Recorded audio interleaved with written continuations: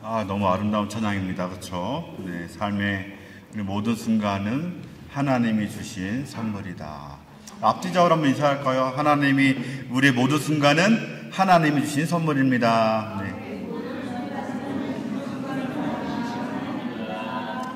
네, 여러분들 믿으십니까? 네, 우리 모든 순간은 하나님이 주신 선물로 우리가 늘 감사하고 하나님께 영광 돌리는 그런 삶을 살아가시기를 바랍니다.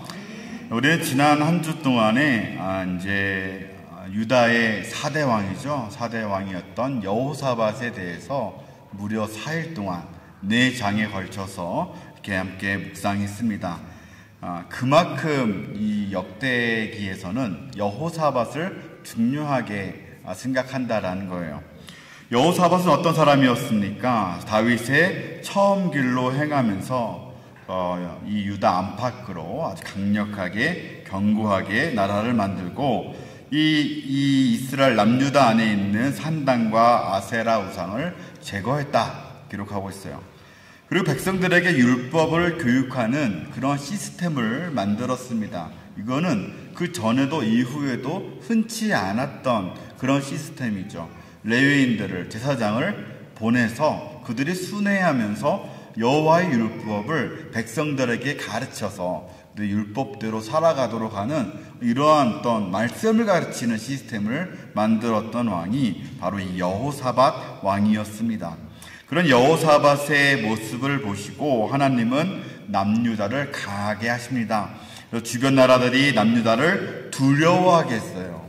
남유다가 강해서, 남유다가 대단해서가 아니라 하나님이 그 주변 나라의 마음들을 두렵게 하셔서 그들이 남유다를 공격하지 못하게 했다라고 이야기하고 있는 거예요. 그래서 여호사밧은요, 이 남유다 왕들 중에서도 아주 선한 왕으로 그렇게 구별되지 않습니까? 가장 선한 왕 3명을 뽑는다면 오늘 나오는 이 여호사밧, 그리고 히스기야, 요시야, 이 3명의 왕이 가장 선한 3명의 왕으로 이렇게 기록이 됩니다. 이제 그 여호사밧이 죽었습니다. 오늘 본문에 보니까 오늘 이제 역대하 21장을 보면 그 여호사밧이 죽고 그의 아들 여호람이 남유다의 5대 왕으로 세워졌어요. 여호람이 예루살렘에서 약 8년 동안 이제 남유다를 다스렸는데, 그런데 그의 최후가 어떠했습니까? 오늘 우리가 읽었던 본문이 여호람 왕의 이 8년 후, 왕이 된 이후 8년 후에 그런 비참한 최후에 대해서 기록하고 있습니다.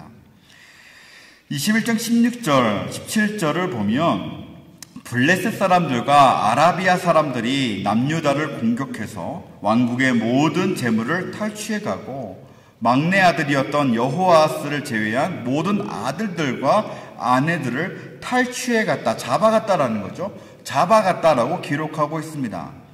아라비아 사람들은 누굽니까? 대단한 사람들이 아니에요. 이 아라비아 사막을 떠도는 유목민입니다. 이들이 대단한 민족, 나라, 그런 것들이 아니었어요. 그래서 성경을 보면요, 이 솔로몬, 그리고 여호사밧 아버지죠, 여호사밧에게 이 조공하는, 공물을 바치는 그러한 속국 같은 그런 나라가 블레셋, 그 당시 블레셋이었고 아라비아 사람들이었다는 거예요. 그렇게 약한 아라비아 사람들이 지금 그 아들 여호람의 나라를 공격했습니다. 엄밀히 말하면 반란이죠. 이 반란으로 인해서 모든 아들과 아내들을 하루아침에 잃어버렸습니다. 얼마나 기가 막힌 노릇이에요. 그런데 성경은요, 이 블레셋과 아라비아 사람들의 마음을 누가 격동시켰다고 이야기합니까? 하나님이 그들의 마음을 격동시켜서 그들로 하여금 여호람을 심판하셨다라고 이야기하고 있습니다. 두려운 하나님의 심판이 그들을 통해서 이루어졌어요. 그뿐이 아닙니다. 이 일이 발생한 이후에, 그들이 모두 다 잡혀간 이후에 이 여호람의 몸에 병이 생겼는데 그의 창자, 복부에 어떤 불치병이 걸렸다라고 기록하고 있습니다. 창자가 빠져나오는 병이라고 이야기하는데 정확히는 어떤 병인지는 알 수 없어요. 그러나 어떤 다른 큰 병으로 인하여서 최종적으로 탈장까지 이르게 되어지는 그러한 병으로 보입니다. 이 병도 하나님께서 주신 병이라고, 하나님의 심판이라고 부연하고 있는데, 이러한 고통의 시간이 무려 2년 동안이나 있었어요. 2년 동안 그 몸의 질병으로 인하여서 신음하다가 고통을 당하다가 여호람이 죽습니다. 그런데 그의 비참한 최후가 이렇게 끝나지 않고요. 19절 뒷부분을 보니까 이렇게 기록합니다. 그가 심한 병으로 죽으니 백성이 그들의 조상들에게 분향했던 것 같이 그에게 분향하지 아니하였다. 남유다 백성들이요, 자신들의 왕이 죽었는데 분향하지 않았다라고 기록해요. 여기서 분향은 무엇을 말하냐면 죽은 자를 위한 불태움을 이야기합니다. 장례식을 의미하기도 하고요, 애통하는 것을 표현하는 방법이기도 해요. 슬퍼하는 것이죠. 그래서 이 부분을 의역하면 유다 백성들이 여호람의 죽음을 슬퍼하지 않았다라고 의역해 볼 수 있습니다. 또 20절을 보니까요, 유다 백성 중에는 그 왕을 아끼는 사람이 없었다. 그래서 슬퍼하거나 안타까워하는 사람이 없었다라고 기록하죠. 그들은 이 여호람의 시신을 선대 왕들이 묻힌 묘실에 두지 않았습니다. 그럼 남유다의 왕들은 죽으면 다 다윗의 묘실, 열왕의 묘실에 다 이렇게 안장되었어요. 그런데 딱 3명의 왕들만 그 묘실에 들어가지 못했는데 그 중에 하나가 바로 여호람이었어요. 여호람은요, 8년 만에 모든 것을 잃어버렸습니다. 자신의 명예도 잃어버렸습니다. 아무도 그의 죽음을 슬퍼하지 않았습니다. 그를 안타까워하지 않았습니다. 그가 병 걸렸을 때 울지 않았습니다. 얼마나 비참한 말로입니까? 생각해 보세요. 여러분들, 나의 죽음을 아무도 슬퍼하지 않는다라고 생각해 보십시오. 오히려 잘 됐다고, 아유, 저 사람은 죽어도 죽어도 마땅하지 라고 평가받는다고 여러분들 생각해 보십시오. 우리에게 있어 죽음은 언제나 가깝게 있습니다. 우리 태어난 이후로 점점 죽음에 가까워집니다. 이 죽음이라는 것은 우리의 건강 상태나 나이의 많고 적음에 따라서 오는 것이 아니라 갑작스럽게 우리 가운데 찾아올 수 있습니다. 그런데 우리가 그 갑작스러운 죽음 이후에 사람들로부터 우리의 삶이 평가받게 되어지는데, 만약에 여러분들의 죽음을 보면서도 슬퍼하지 않는다면, 여러분들의 죽음을 보면서도 모두가 다 당연하다고 여긴다면, 심판받아 마땅하다고 여긴다면, 그 얼마나 비참한 죽음이에요. 슬퍼해 줄 사람이 없는 외로운 죽음. 남유다의 5대 왕이었던 여호람, 그는 왜 이러한 비참한 최후를 맞이하게 되었을까요? 성경은 여호람이 지은 죄들에 집중합니다. 역대하 21장 4절을 보면 그가 왕이 된 이후에 가장 먼저 했던 일은 뭐냐면 그의 형제들을 다 죽이는 일이었어요. 자신의 모든 동생들을 죽이고 이스라엘의 지도자들을 칼로 죽였다라고 기록합니다. 아마도 자신의 안정된 권력을 유지하기 위해서, 권력을 안전하게 유지하기 위해서 모든 반역의 씨앗들, 반역의 싹들을 다 잘라버렸다라고 볼 수 있습니다. 그리고 6절을 보면 그가 북이스라엘 왕들의 길, 특히 아합의 길을 행했다라고 하는데, 여호와 보시기에 악을 행했다라고 기록되는데, 이 아합의 집과 같이 행했다는 게 무슨 일입니까? 어떻게 행한 겁니까? 하나님을 경멸하는 거죠. 하나님을 경멸하고 곳곳에 우상을 세워서 백성들로 하여금 하나님을 떠나서 우상을 섬기게끔, 우상을 의지하게끔 하는 것을 말합니다. 11절을 보면 이 여호람이 유다 여러 산에 산당을 세워서 예루살렘 주민으로 하여금 음행하게 하고 유다를 미혹했다라고 기록하죠. 여기서 말하는 음행은 무엇입니까? 우상을 위한 제사를 지내면서 음란한 죄의식을 행했는데 그러한 것을 말하는 거예요. 온갖 더럽고 추잡한 일들을 이 남유다 땅에 다 갖고 들어온 사람이 바로 이 여호람이었다는 것이죠. 이런 여러 가지 죄 때문에 여호람이 심판을 받았다. 대체 왜 여호람이 이런 죄들을 지었을까? 오늘 하고 싶은 이야기는 이겁니다. 대체 왜 그가 지은 죄들은 알겠는데 왜 그런 죄를 짓는 사람이 되었을까? 아버지도 참 좋은 분이었고 성경에 기록된 선한 왕 중에 하나였는데 왜 아들은 이렇게 삐뚤어져서 8년 만에 모든 것을 잃어버렸을까? 그뿐이 아니거든요. 그 이후에 이스라엘 남유다가 계속해서 침공을 받습니다. 내일 본문부터 보면은 이 남유다 안에 정치적인 혼란이 어마어마하게 일어나게 되어져요. 한 사람의 죄 때문에. 근데 왜 여호람이 그런 죄들을 짓게 되었을까에 대해서 오늘 조금 더 생각해 보려고 합니다. 첫 번째로는 아이러니하게도 그의 아버지 여호사밧의 영향이 컸습니다. 여호사밧은 손에 꼽히는 선한 왕으로 평가되었지만 역설적으로 자신의 아들이 범죄하는데 가장 크게 일조했던 사람이 바로 이 여호사밧이었다는 거예요. 대체 여호사밧이 무슨 실수를 했습니까? 무슨 잘못을 했습니까?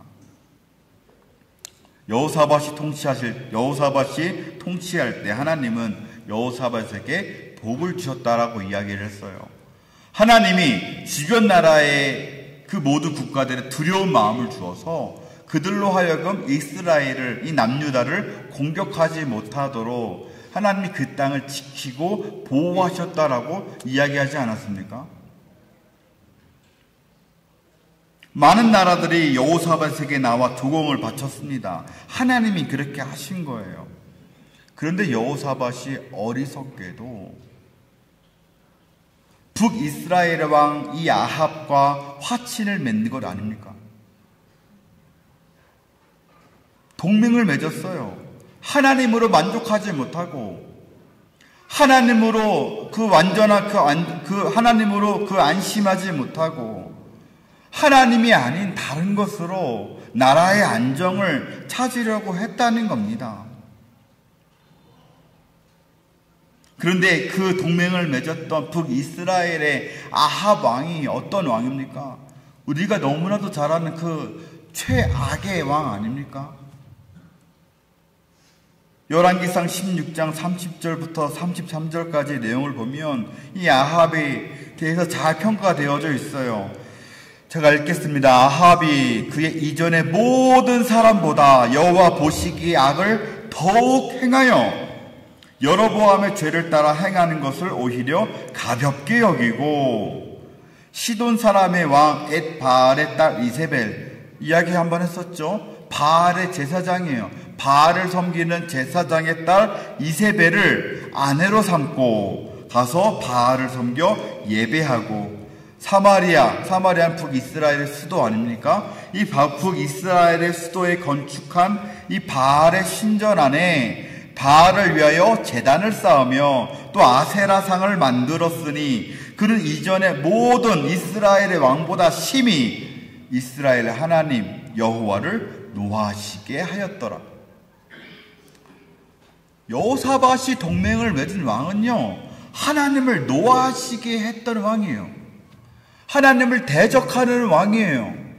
하나님과 전혀 반대의 길을 걷고 있던 왕이에요. 그런 왕과 이 외교적인 것을 또 군사적으로 경제적으로 연합했다. 그리고 이 동맹을 맺기 위해서 그는 이 아합의 가문과 혼인을 하죠. 자신의 아들을 이 아합의 딸과 결혼을 시킵니다. 정략 결혼이죠. 이 정략 결혼을 통해서 동맹을 맺고 평화를 도모했다라는 거예요. 그 결과 남북 간의 전쟁은 멈췄습니다. 이 북이스라엘과 남유다 사이의 전쟁은 일어나지 않았습니다. 다행입니까? 좋은 겁니까? 행복한 결말입니까? 이 일에 대해서 하나님은 선견자 예후를 통해서 이렇게 이야기하신단 말이에요. 왕이 악한 자를 돕고 여호와를 미워하는 자들을 사랑하는 것이 옳습니까? 그러므로 여호와께로부터 진노하심이 왕에게 임할 것입니다 라고 경고를 받아요. 하나님이 미워해요. 악한 자예요. 그런 사람을 왜 돕냐는 거죠. 왜 그런 사람과 연합하냐는 거예요. 그 연합으로 인하여서 하나님으로부터 벌 받게 될 겁니다 라고 경고받죠. 당연한 결과 아닙니까? 다행히도 여호사밧은 이 경고의 메시지를 듣고 화들짝 놀라서 회개합니다.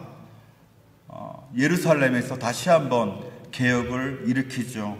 남유다 백성들이 하나님께 돌아와서 하나님만 경외하도록 명령합니다. 이렇게 잘 끝나나 했어요. 이렇게 잘 끝나나 했는데 여호사밧의 또 말년에요. 보면은 이 아합이 죽고 아합의 아들이었던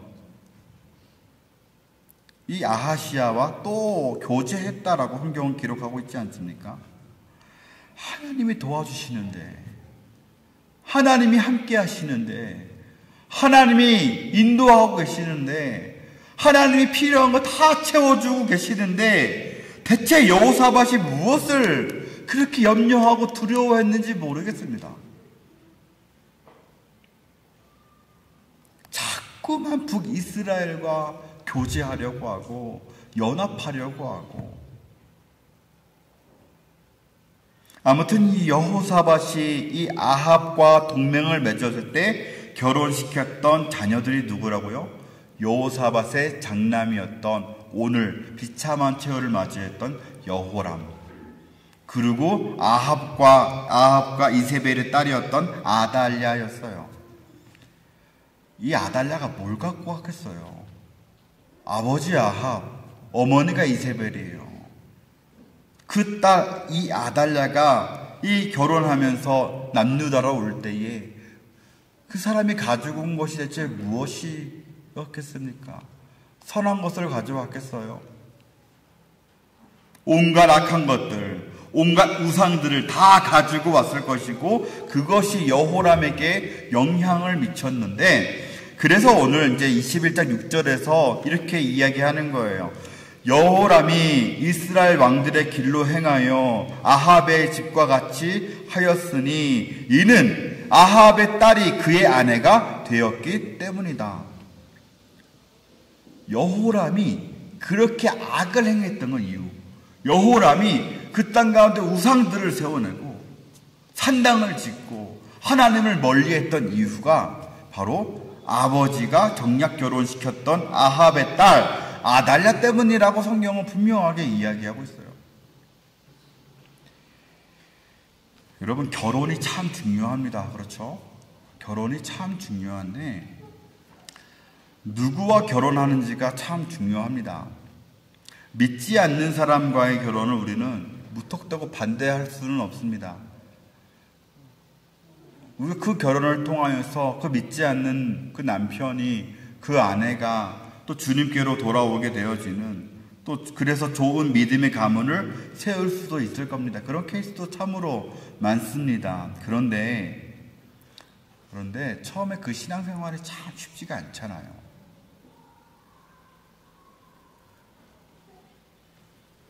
세상의 것에 깊이 물들어 있는, 하나님을 대적하는, 하나님을 믿지 않는 사람과 결혼하면요, 부모의 신앙이 아무리 좋아도 그 배우자의 영향을 받을 수밖에 없다라는 거예요.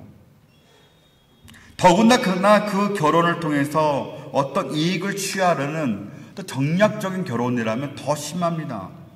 의사, 검사, 대기업 회사원이라고 해서 좋아할 것이 아니라는 거예요.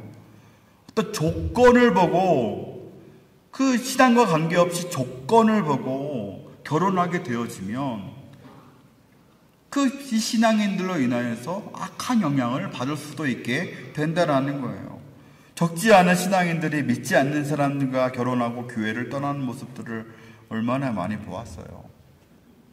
물론 그들이 언젠가는 반드시 돌아오게 될 줄을 또 믿고 기대합니다만 그 기간 동안 영혼이 메말라 버리고 그 영혼이 지치고 힘들고 얼마나 어려운 시간을 보내게 됩니까? 믿지 않는 남편과 아내를 위해서 눈물로 기도하는 그 시간들이 얼마나 힘이 들겠습니까? 혹시 그런 믿지 않는 남편과 아내를 두신 분이 계시다면 힘내시기 바랍니다. 하나님은 그 믿음의 기도에 반드시 응답하실 줄 믿습니다. 그런데 아직 결혼하지 않은 자녀들이 있다면 사랑하는 성도 여러분, 지금부터 열심히 기도하시기를 바랍니다. 온갖 이 세속적 가치관으로 이 물든 세상 속에서 우리 자녀들이 좋은 믿음의 신랑, 좋은 믿음의 신부를 만나서 1 더하기 1이 2가 아니라 3이 되고 4가 되어지는 그런 아름다운 신앙의 성장을 이룰 수 있게 해달라고 우리가 여러분들 기도하셔야 돼요. 여러분, 충혁이 곧 결혼해요, 여러분. 네. 충혁이 위해서 기도하셔야 돼요. 충혁이가 데리고 온 여자가 좋은 믿음의 여자를 데리고 올 수 있도록 여러분들 열심히 기도하시기 바랍니다. 우리 청년들이요, 얼굴 보고 결혼하지 마세요. 직업 보고 재산 보고 여러분들 그런 조건 가지고 결혼하지 마십시오. 좋은 신앙이 있는가?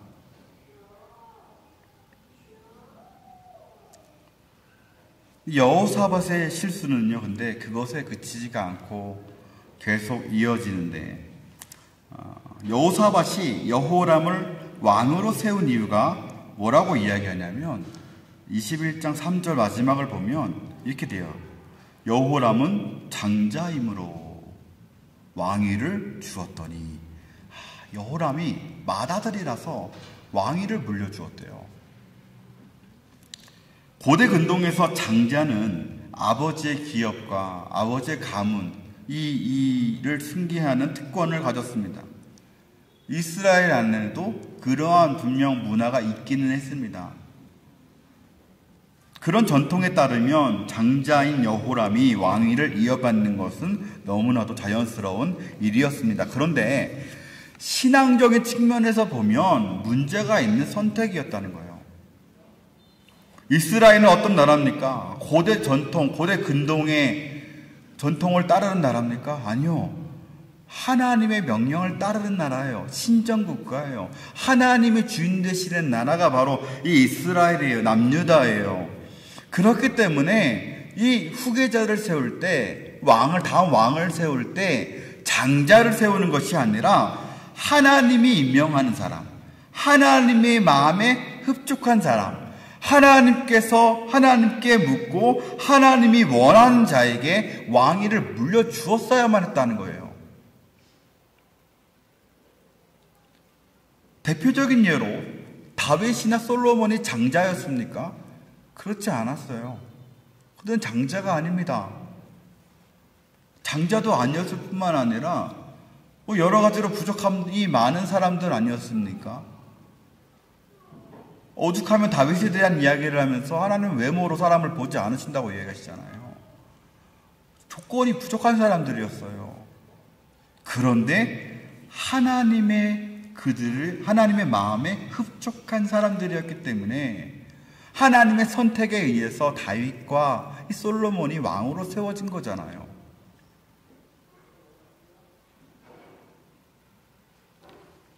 여호사밧은 그 아들 여호람의 됨됨이를 분명히 알았을 겁니다. 자식의 됨됨이를 몰랐다면 그것도 문제겠죠. 영적인 눈이 어두워졌다라는 증거겠죠.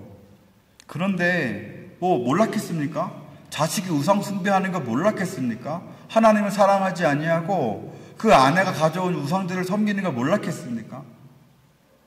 이 여호람을 왕으로 세우기를 작정했다면 여호람이 어떤 사람인지에 대해서 조금만 관찰해보면, 조금만 주시해서 보면, 살펴보았으면 알았을 거예요. 그가 신앙적으로 얼마나 연약하고 부족한 사람인지를 그 아버지가 몰랐을 리가 없다는 이야기입니다. 그래서 그 아들에 대해서 이 끔찍한 것이 있었기 때문에 그 아들에게 왕위를 물려줄 때 다른 아들들한테는 물질도 주고 성들을 주잖아요. 무슨 말이냐면 모든 아들을 흩어버렸어요. 지방으로 다 보내버렸어요. 이 왕권으로 인하여서 어떤 일이 벌어질지 모르겠다라는 생각이 이 여호사밧에게 있었던 거예요. 그래서 이 모든 아들들을 지방의 도시로 국고성으로 다 보내서 흩어버렸단 말이에요. 뭔가 이상한 걸 분명히 느꼈다는 거예요. 그럼에도 불구하고 우상 숭배하는 싹수가 노랬던 이 여호람을 이 고대 근동의 전통을 따라서 세상의 전통을 따라서 장자라는 이유로 왕을 세웠다라는 것은 아마도 이 북이스라엘의 연합을 염두에 두었기 때문이 아닐까 생각해 봅니다. 하나님을 두고 하나님이 있는데 하나님의 인도하심을 보호하심을 경험했던 이 여호사밧이 하나님 대신에 북이스라엘을 의지해서 평화를 이루려고 했던 이러한 잘못된 노력이 이 아들 여호람에게 영향을 미치고 그것이 온 남유다에 악한 영향을 미치게 되었다라는 것을 우리는 기억해야 합니다. 사랑하는 여러분, 부모들이 깨어있지 않으면 안 됩니다. 부모들이요, 영적으로 깨어있지 않으면 자녀들에게 이처럼 잘못된 것을 물려줄 수 있습니다. 우리 다음 교회 공동체에 잘못된 것들을 물려줄 수 있습니다. 저들에게 물질을 주고 명예를 물려주는 것 중요하지만 그것만 중요한 것이 아니라는 이야기예요.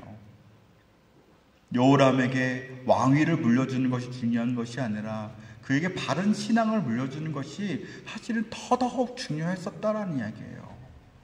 아무리 왕위를 주면 뭐합니까? 결국 여호람이 그 왕위로 인하여서 비참한 최후를 맞이하게 된 것 아닙니까? 사랑하는 여러분, 우리 자녀들에게 하나님을 사랑하는 마음, 하나님을 의지하는, 하나님만 의지하는 그 아름다운 신앙을 잘 물려주는 저와 여러분 되기를 주님의 이름으로 축원합니다. 근데 성경은요, 대체적으로 연좌제를 부정합니다. 부모의 죄 때문에 자녀가 벌을 받는다? 그런 경우가 있을 수도 있지만 대부분 그렇지 않습니다. 영향은 줄 수 있지만 아무리 부모가 나쁜 짓을 하더라도요, 이 자녀의 세대 때에 그가 하나님 앞에서 바르게 서면요, 하나님 용서하시고 하나님 그 가문을 일으켜 주세요. 이렇게 계속해서 그런 이야기들이 반복되었지 않습니까? 무슨 말이냐면 여호람 왕이 받았던 심판이 꼭 아버지 때문에 그런 것은 아니라는 거예요. 여호람은 그 자신 안에도 죄악이 가득했는데 특히 권력에 대한 욕심이 가득한 사람이 바로 여호람이었습니다. 욕심이 그를 사로잡았습니다. 그는 그 아버지가 권력을 주고 그 모든 아들들은 다 흩어버렸음에도 불구하고 그 다른 아들들이 자신의 권력을 혹여라도 다시 빼앗아갈까, 반역을 일으킬까 두려움이 있었어요. 그래서 그 권력을 지키기 위해서 왕이 되자마자 모든 동생들을 서슴없이 잔인하게 죽일 정도로 권력에 대한 집착이 강했다. 내일 본문인데 22장에 보면요, 여호람의 아내 아달랴도 그런 짓을 하거든요. 아달랴가 이 궁지에 몰리니까 유다 혈통의 다른 왕비들이 낳았던 그런 모든 왕족들을 없애는 일에 이 아달랴가 조금도 주저하지 않아요. 모두 다 죽여버려요. 다윗의 씨를 말려버리려고 했던 사람이 바로 이 아달랴 아닙니까? 뭐 그런 아내의 영향이 있었는지도 모르겠습니다. 그러나 어쨌든 자신이 장자라는 이유만으로 왕위를 물려받는 큰 복을 누렸던 사람이잖아요, 실제적으로.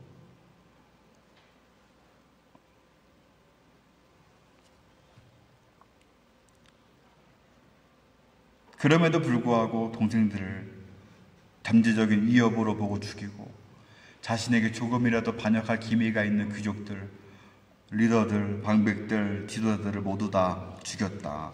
권력에 눈이 멀었어요. 권력에 눈이 멀어서 살인을 저지른 거예요. 사람의 눈을 멀게 하는 것이 두 가지가 있습니다. 성경에는 사람의 눈을 멀게 하는 두 가지가 있습니다. 부정적인 면에서. 네. 하나는 미움이고 하나는 욕심이에요. 미움과 욕심이 우리의 눈을 멀게 만듭니다. 요한일서 2장 11절에 보면 이렇게 기록되어 있어요. 그의 형제를 미워하는 자는 어둠에 있고 그 어둠에 행하며 갈 곳을 알지 못하나니 이는 그 어둠이 그의 눈을 멀게 하였습니다.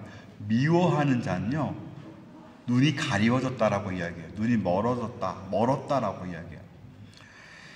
욕심도 마찬가지로 우리의 눈을 멀게 만드는데, 욕심이 무엇입니까? 성경에서 말하는 욕심은요, 이 세상의 것, 이 세상이나 이 세상의 것을 사랑하는 그 모든 것들을 다 욕심이라고 이야기해요. 육신의 정욕, 욕심이죠. 안목의 정욕, 이생의 자랑에 속해 있는 것을 사랑하는 것을 다 욕심이라고 표현하거든요. 그러니까 하나님을 사랑하는 것 외에 잘못된 사랑을 욕심이라고 표현하고 있어요. 물질, 명예, 정치, 성공, 또 건강을 넘어선 어떤 외모에 대한 집착, 때로는 자녀들이 자랑이 되어져서 이 자녀에 대한 것이 이 욕심이 되어질 때가 있어요. 그런데 성경은 욕심에 대해서 뭐라고 이야기하냐면 에베소서 4장 18절 19절에 이렇게 이야기합니다. 그들의 총명이 어두워지고 그들 가운데 있는 무지함과 그들의 마음이 굳어짐으로 말미암아 하나님의 생명에서 떠나 있도다. 그들의 감각 없는 자가 되어 자신을 방탕에 방임하여 모든 더러운 것을 욕심으로 행하되, 욕심은요 사람의 눈을 어둡게 만든다라고 이야기해요. 욕심은요 사람의 마음을 굳어지게 만든대요. 욕심은 사람의 영을 무감각하게 만들어요. 욕심은요 그래서 사람을 방탕하게 만들고, 욕심에 눈이 멀면 자기가 죽을 길을 가는 것도 깨닫지 못하게 되어지는 거예요. 욕심이 잉태하는 죄를 낳고 죄가 장성하여 사망을 낳는 거 아닙니까? 정치가 그렇다고 얘기하잖아요. 한번 정치 권력을 맛보면요, 그 권력의 맛에 취해버려서 벗어나지 못하는 것을 우리는 종종 보지 않습니까? 이 정치병이라고 부를 정도로 집착이 생겨요. 욕심이 너무나 과해져요. 나중에는 여러 차례 이 정치에 도전하다가 자신의 재산을 다 탕진하고 목숨을 스스로 끊어버리는 일들이 얼마나 많을 봅니까? 병이에요, 병. 욕심이라고 하는 병이에요. 우리의 마음을, 우리의 눈을 가리워버리는 것이 바로 욕심이라는 거예요. 그래서 성경은 세상을 사랑하지 말고 도리어 더욱 그리스도를 사랑하라고 가르치는 겁니다. 그리스도인들은 결코 이 심판받을 세상에 빠져서 허우적거리는 사람들이 아닙니다. 사라져버릴 것을, 썩어져버릴 것에 어떤 의미를 두고 그것을 붙들면서 그것에 욕심을 내며 사는 사람들이 아니에요. 그런데 영원함은 이 권력욕에 사로잡혀서 수많은 사람들의 목숨을 빼앗았어요. 죽였어요. 살해했어요. 하나님 보시기에 악한 왕으로 기록되는 건 아닙니까? 어쩌면 그가 우상을 세웠던 것조차도 하나님으로부터 백성들의 마음을 자신에게로 돌리려고 하는 시도였을 수도 있어요. 권력욕의 욕심이에요, 욕심. 사람에 대한 욕심이에요. 관심에 대한 욕심이에요. 인정에 대한 욕심이에요. 사랑하는 여러분, 우리 안에는 욕심이 없습니까? 어떠한 욕심이 지금 여러분들의 판단을 흐리게 하고 여러분들의 마음을 굳어지게 하고 여러분들의 영을 무감각하게 만들고 있지는 않습니까? 그렇게 여러분들의 눈을 가리고 마음을 가리고 영을 가리는 그런 욕심이 있다면, 집착이 있다면 여러분들 버리시기 바랍니다. 갈라디아서 5장 16절에 내가 이르노니 너희는 성령을 따라 행하라. 그리하면 육체의 욕심을 이루지 아니하리라 라고 이야기하고 있어요. 말씀과 기도로요, 여러분들 성령을 붙드셔야 합니다. 성령 하나님만이 우리 가운데 충만하셔야 되는 거예요. 성령으로 우리의 마음을 채울 때에 비로소 우리의 안에 욕심과 집착을 버릴 수 있다라고 이야기하는데, 사랑하는 여러분, 이 성령의 도우심으로 말미암아 욕심을 이기는 저와 여러분 되시기를 주님의 이름으로 간절히 축원합니다. 마지막으로 짧게 보면 하나님이 여호람에게 2번이나 경고하시거든요. 경고하시면서 회개할 기회를 주셨는데 여호람이 회개했습니까? 회개하지 않아요. 아버지 여호사밧 때에 하나님이 계속 이야기하지만 여호사밧 때에는 하나님이 주변 나라에 두려움을 주셔서 그들이 남유다를 공격하지 못하도록 지켜주셨는데, 여호람이 범죄하니까 반대로 하나님이 그들의 마음을 격동시키시잖아요. 주변국들을 방치하세요. 그래서 속국이었던 에돔이 배반하고, 나중에 블레셋이 배반하고, 아라비아가 배반하면서 예루살렘 성을 공격하고 재물과 아들들과 아내들을 빼앗은 것 아닙니까? 이것은 하나님의 경고였어요. 이때라도 이 여호람이 돌이켰어야죠.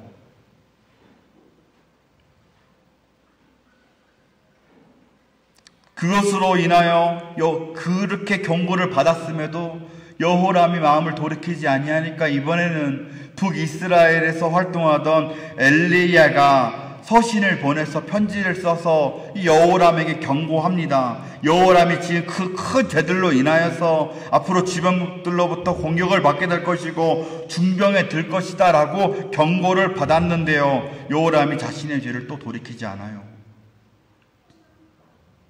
불치병에 걸려서 고통스러웠던 기간이 2년이나 있었는데 이때 하나님을 붙들었어야죠. 하나님 고쳐달라고, 살려달라고, 잘못했다고 용서해달라고 하나님 붙들었어야죠. 하나님이 그 2년의 시간, 회개할 수 있는 시간을 하나님이 주셨는데, 회개할 수 있는 기회였는데 그를 돌이키지 않았기 때문에 결국 비참한 최후를 맞이하게 되어졌다는 거예요. 여러분, 일반적으로 사람은요, 무언가 자기에게 나쁜 얘기를 하면 그것에 반응하게 되어져 있어요. 그렇지 않습니까?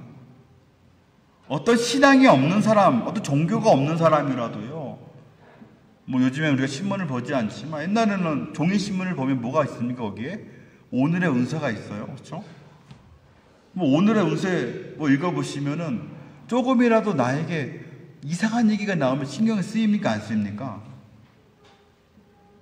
아, 대답 안 하시네요. 그렇죠? 역시 우리 안 넘어가요. 네. 우리는 안 쓰이죠. 당연히 우리는 안 쓰이죠. 그런데 믿지 않는 사람들은 그게 쓰인단 말이에요. 그게 우리 인간의 마음이에요. 누군가가, 아니 그 종이 쪼가리에서 뭐 오늘은 뭐 누굴 조심해라 이런 말이 그 하루 종일의 삶 속에서도 영향을 미칠 수 있는데, 이 엘리야가 경고한 거잖아요. 편지를 써가지고 당신 이렇게 계속하고 있으면 당신 나라 공격받을 거야. 당신 죽을 병이 걸릴 거야.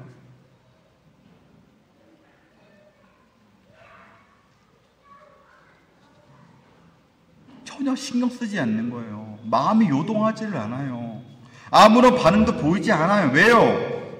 그 마음이 욕심으로 인하여서 굳어져 버렸어요. 딱딱해져 버렸어요.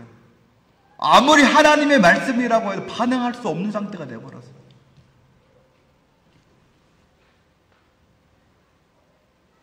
출애굽하던 그 이스라엘 백성들을 붙잡으려고 혈안이 되어 있던 바로가 그런 사람 아닙니까?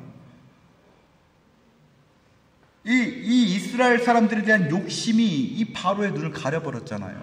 하나님이 경고했는데, 여러 차례 경고했는데도 그것이 귀에 들리지 않는 상태. 이것을 어떻게 표현합니까? 완악한 상태다. 마음이 강팍한 상태다. 단단한 상태다라고 표현하지 않습니까?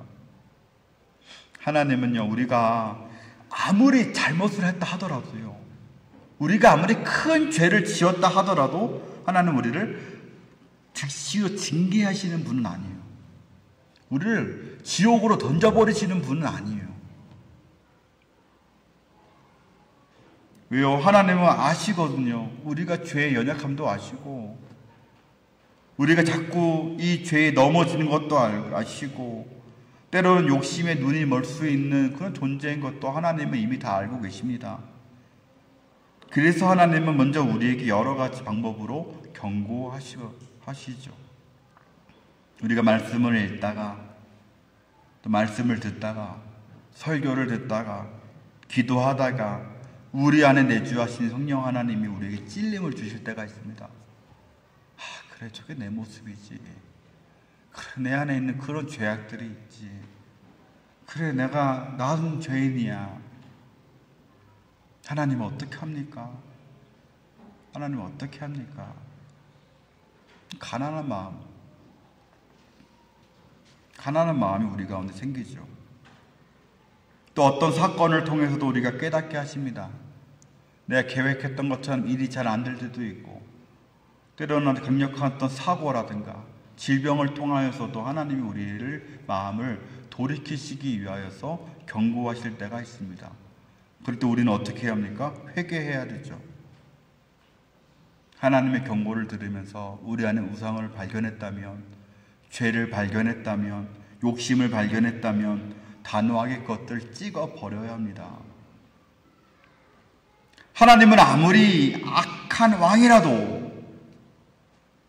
그것이 북이스라엘의 악한 왕이라도 그들이 회개하면 용서하셨어요. 우리가 그거 받지 않습니까? 심판을 미루시기도 해요. 회개하면 그래요. 우리가 회개하면서 단호하게 죄를 버리고자 하면요, 하나님이 기뻐하시면서 죄를 이길 힘도 주시고 버릴 힘도 주시고 죄로부터 돌이킬 수 있는 능력도 주세요. 우리가 죄를 지었다 하더라도요, 하나님 우리가 회개할 때 우리 죄를 용서해 주세요. 문제는 우리의 마음이 너무나 완악해져 버린 상태. 그래서 하나님이 아무리 경고하셔도, 아무리 우리를 찌르셔도 전혀 느끼지 못하는 상태 아닙니까? 여호람처럼. 아무리 말씀을 잃어도 와닿는 게 없고요, 아무리 설교를 들어도 그 설교가 나한테 와닿지가 않아요. 이 설교는 누가 들어야 되는데, 이 설교는 그 사람이 꼭 들어야 될 설교인데, 설교의 말씀이, 내가 읽는 그 말씀이 나에게 들어오는 것이 아니라 자꾸 튕겨져 나가는 거예요. 자꾸 튕겨져 나가는 거예요.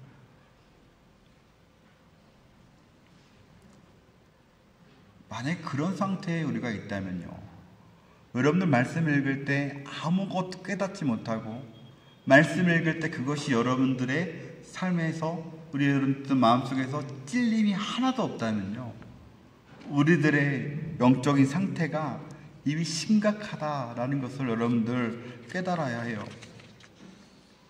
말씀을 마치겠습니다. 잘 살펴보면요, 여러분들 안을 잘 살펴보면 우리 안에도 돌같이 딱딱한 완악한 덩어리, 굳어진 마음이 있음을 알 수 있습니다. 정도의 차이는 있겠지만 어쩌면 여호람과 우리는 별 차이가 없는 사람일 수도 있어요. 그래서 여호람처럼 하나님의 경고를 들어도 깨닫지 못하고 돌이키지 못할 때도 참 많이 있었을 겁니다. 그런데 오늘 이 여호람의 비참한 최후를 보면서 우리는요, 이것을 나에게 주는 경고로 오늘 받아들이셔야 합니다. 그래서 이 말씀이 기록되어져 있는 거예요. 예수님은 부활하신 이후에 제자들을 찾아오셨습니다. 그리고 제자들을 꾸짖으시는데 그들이 믿음이 없는 것과 마음이 완악한 것을 꾸짖으셨어요. 완악한 마음을 꾸짖으셨어요. 그런데 예수님의 꾸짖으심은 사랑의 마음이죠. 사랑의 경고였습니다. 주님은 제자들을 꾸짖으셨지만 그들 심판하는 것이 목표가 아니에요. 그들을 친히 찾아오셔서 그들을 가르치시고 깨닫게 하시고 돌이키게 하시고 새롭게 하신 것처럼 주님은 우리를 불쌍히 여기시고요. 지금도 우리 가운데 찾아오시고 우리를 새롭게 하세요. 여전히 주님은 우리와 함께 하십니다. 그 주님이 달리신 십자가 앞에 우리의 욕심, 우상, 죄악들 내려놓고 기도하시기를 바랍니다. 여호람과 같이 돌 같은 마음을 제거해 주십시오. 돌 같은 마음 대신에 부드러운 마음을 우리들에게 주시옵소서. 함께 일어나 찬양하고요. 함께 기도하고 예배당을 떠나도록 하겠습니다. 우리 가사를 생각하면서 함께 찬양했으면 좋겠어요. 내 백성이 나를 떠나 돌아섰지만 내 사랑이 내 백성을 포기 못하니 내 백성이 나를 떠나 돌아섰지만 내 사랑이 내 백성을 포기 못하니 내 모든 것 내어주고 나 그들을 얻으리라. 여호와께 돌아가자.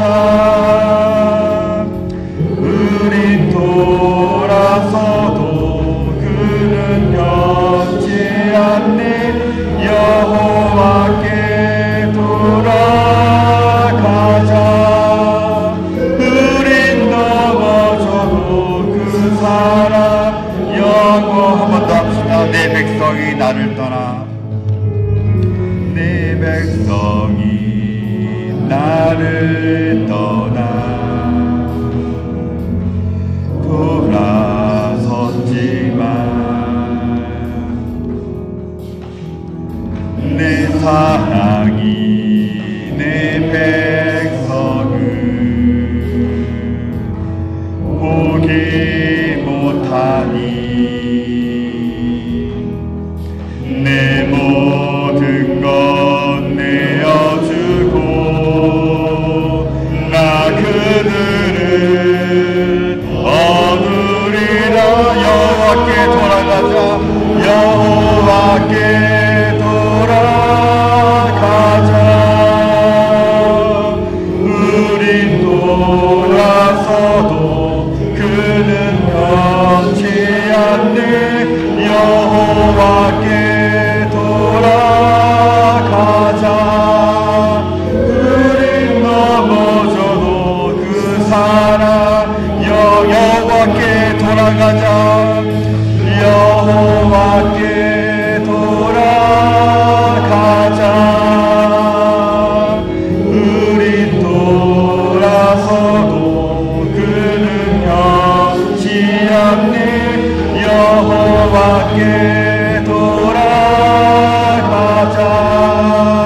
우린 넘어져도 그 사랑 영원하니. 가장 무서운 게 뭐냐면요, 하나님이 우리를 포기하는 거예요.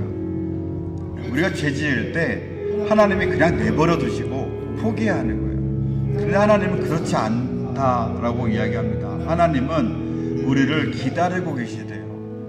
하나님은 여전히 우리를 사랑하셔서 그 영원한 사랑하심으로 우리를 기다리시면서 우리가 죄악으로부터 돌이키기를 원하시기 때문에 때로는 우리에게 경고하십니다. 우리를 너무나 사랑하시기 때문에 우리를 결코 포기하지 않으신다라는 거예요. 우리가 회개하면 용서하실 것이고 우리가 완악한 마음을 제거해달라고 하면 부드러운 마음을 주실 거예요.